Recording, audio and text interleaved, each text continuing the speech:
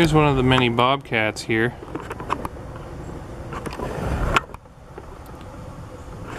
Alright.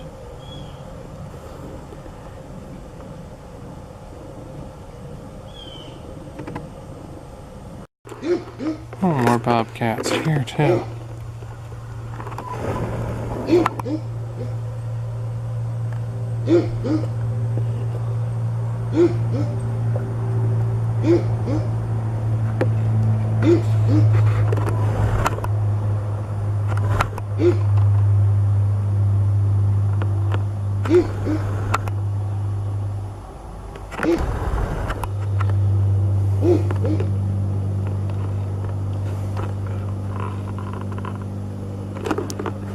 Probably steer pretty far away from me, but she's pretty friendly.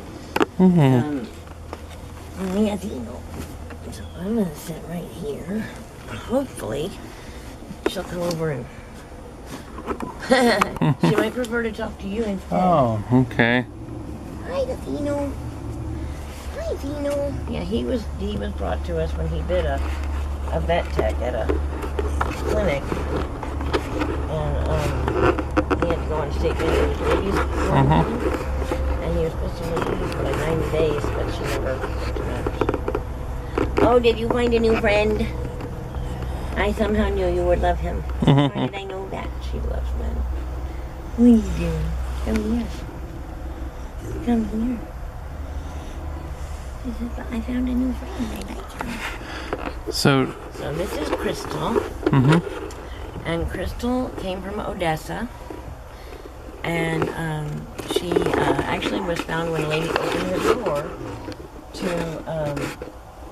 get the newspaper one morning. And Crystal just walked right through her legs and into her house and jumped up on her couch and just made herself at home and started grooming herself. And she called animal control and she said, "There's a bobcat in my house." And animal control went, "Sure, lady, we'll send someone right over." And of course, hours later, they had not. And so she called me and she's like, "I am panicked. Hey, you're supposed to be seeing me, not him. Come here."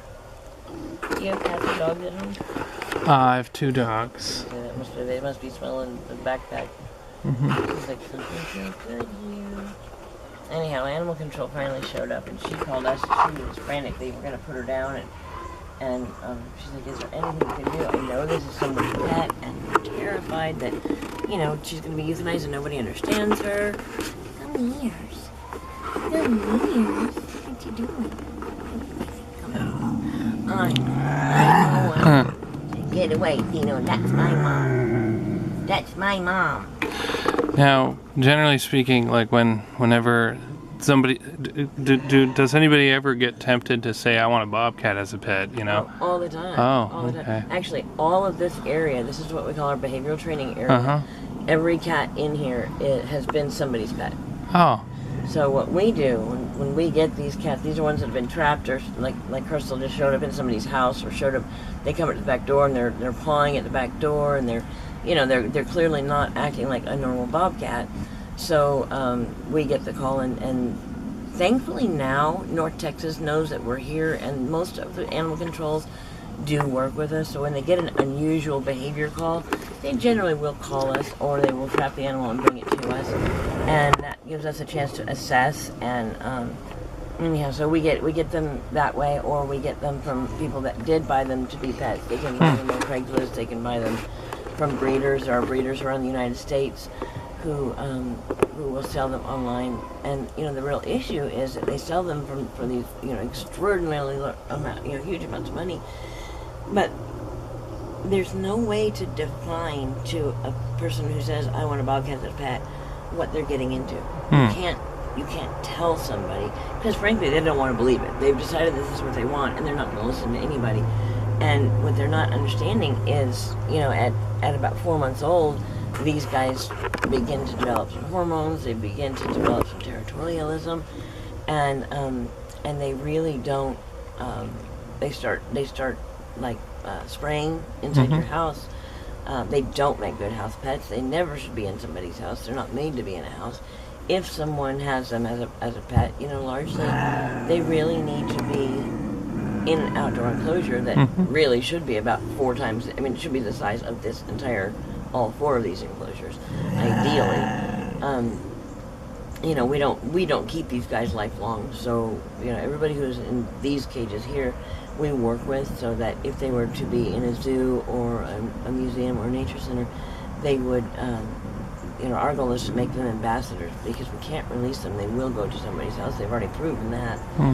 So, so we make sure that their keeper's safe, so when a keeper walks in, they're not going to be injured, which is why I know I can sit here and they can spat at each other, but I know I'm not going to get hurt unless it gets really out of hand. So I don't worry so much about that.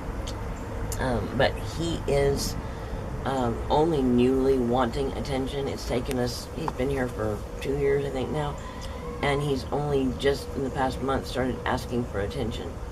So she's trying to back him off now. She's trying to say, no, you've never asked for attention before, so when there's a human in here, it's my human, and I'm the one that gets attention, and you don't get any. So it's caused a couple of little ruckuses, but yeah, once they've been pets, they seek out humans. They love humans, and you know, and even though we don't condone them as pets, the ones that have been pets, we continue to treat as pets, because it's really all they know.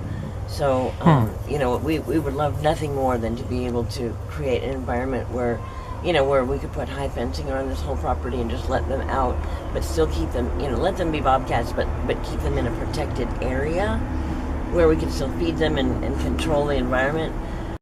Okay. What are some of the differences between bobcats and lynxes? Well, the main one is that lynx in the wild live up north. They're really only going to be north of the Canadian border and in Alaska. Down here in the United States or North America, we have 13 subspecies of bobcats. So we wouldn't, unless it was somebody's pet, we wouldn't see a lynx down here. A lynx is a very different animal, where their head is much larger, their back legs are much bigger, and they have bigger hips, and they're much longer, and their front legs are much shorter. Their paws are webbed, and they're huge. So because they're made to go and live in snow in a cold environment. So they use that kind of like snowshoes. They can walk across, you know, snow. But yeah, we don't unless it was somebody's pet that had escaped or somebody that bought one. We really don't have lynx down south. But there are, again, 13 subspecies of bobcats, and they can go from Texensis, which is what we have here, and that's the smallest subspecies, all the way up to the Felis gigas or the Felis experiensis, which are up in New York and Maine and the Great Lakes area.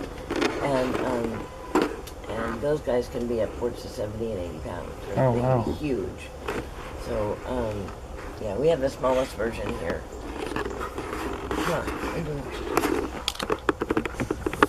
And then, you know, like a lot of people, the first thing they say is, well, you know, will they kill my dog? You know, unless a dog attacks a bobcat generally will not go after a dog unless they're going to go play with it. Now, you know, I've seen them run after dogs on a regular basis to go play with, and then the dog gets scared and turns around and swats at it, and then it becomes a fight. But people, you know, we as protective humans over our pets, we say, oh, that bobcat attacked my dog, when in actuality, a lot of times it's just something that's moving and they're excited, they run up to see it, and then it responds with fear, and then it turns into a very bad situation. We did go for the joy, Now, a much younger male. Oh. And it's really funny to watch them, the older females, when they're on the younger males. They just don't have any sense of tolerance for them.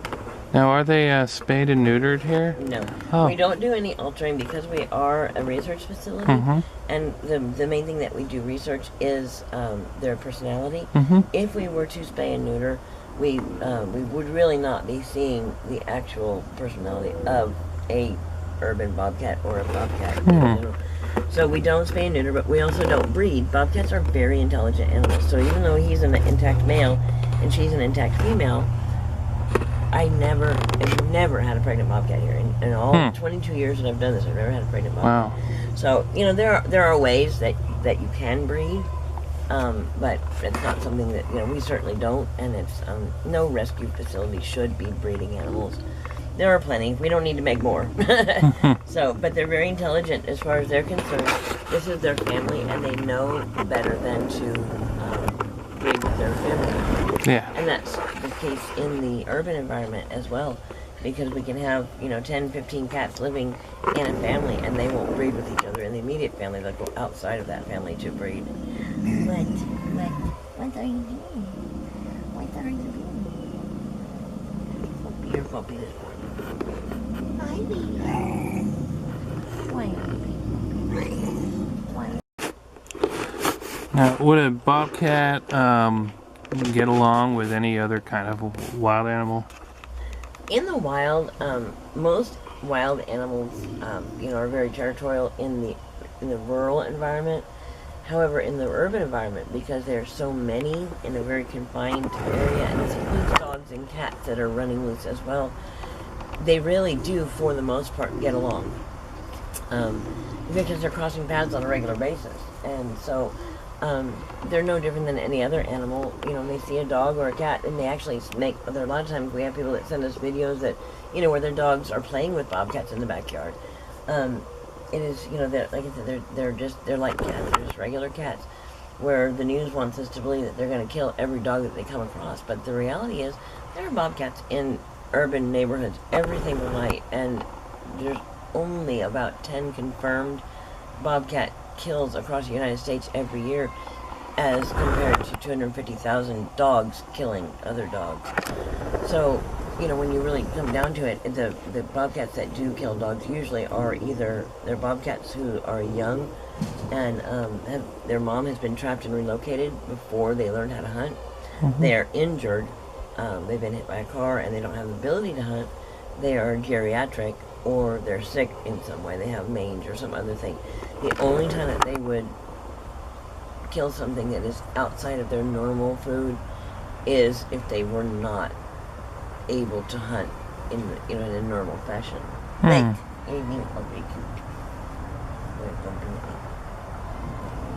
not going to.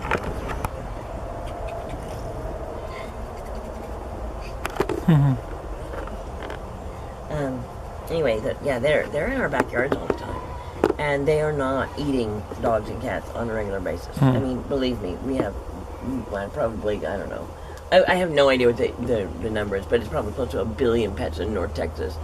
There's 2 or 3 dogs or cats in every backyard in North Texas, and and if bobcat, and there are bobcats everywhere here. They're very successful inside the city limits, because we have come in and made these beautiful manicured lawns and planted great big oak trees for shade, because Texas heat is so hot, and of course that has brought in rabbits, and it's brought in squirrels, and because there's such a great food supply, that population of prey animals has been just exploded, and it's very stable. So where you have a very stable population of food or prey animals, you're going to have a very stable population of predators that come in to maintain numbers. So they're actually doing us a huge favor, because if there was nothing taking care of the rabbits, and everybody would, rabbits are a very disease-carrying animal as well. There are a lot of animals that carry diseases, but rats and rabbits are among the highest. Tularemia is very common.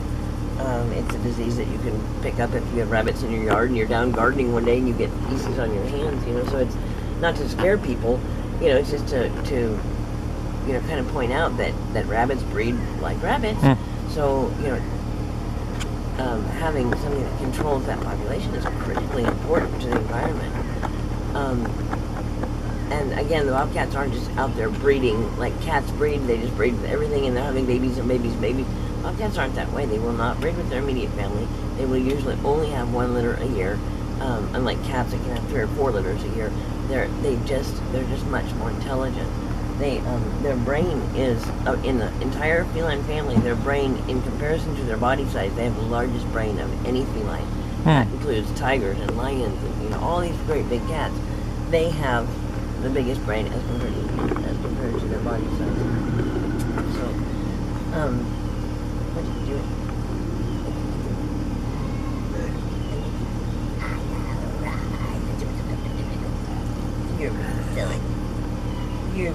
Judy.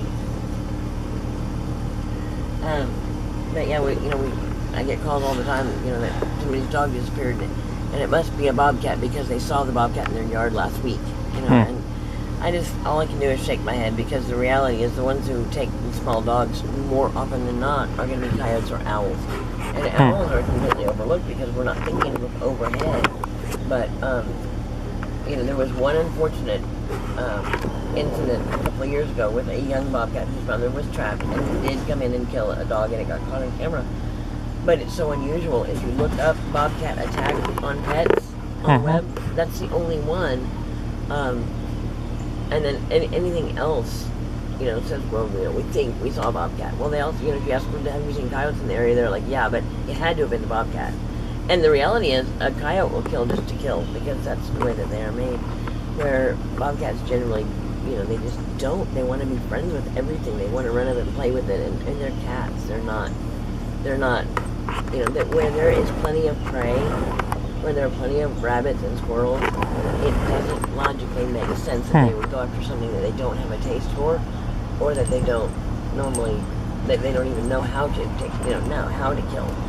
A wild animal is always going to be more cautious, because if they get hurt, that's their life. They can't live if they break something, if they get bit and get an infection. So they're very cautious about what they do, and going after prey that's not a normal prey is not something that they're going to do, because, again, they're very intelligent. They know better than that. And when there is so much prey for them in the way of rabbits and squirrels, they don't go after dog and cat. It's just logic. It's the absolute logic. There's tons of food in North Texas for these guys. What are you doing up there, handsome boy?